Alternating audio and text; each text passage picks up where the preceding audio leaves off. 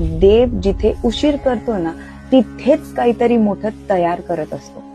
आज जे काही चाललंय ना तुमच्या आयुष्यात ती शिक्षा नाहीये, ही एक प्रोसेस आहे. कधी कधी ना देव आपल्याला शांत बसवतो, आपल्या लोकांना दूर करतो, खूप सारे प्लॅनिंग फेल करतो.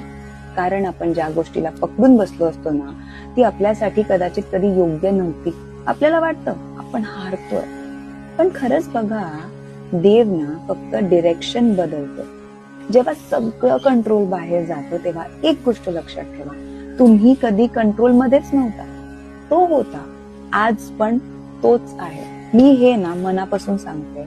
खूप वेळा आपण रडत रडत त्याला विचारतो मीच का, पण काही वेळेनेच कळतं बरं झालं मीच होतं. कारण त्या वेदनेने तुम्हाला ज्या प्रकारे घडवलं ना ते सुख कधी तुम्हाला घडवूच शकलं नसतं. स्वामी फक्त देत नाहीत, ते घडवतात. स्वामी फक्त वाचवत नाहीत,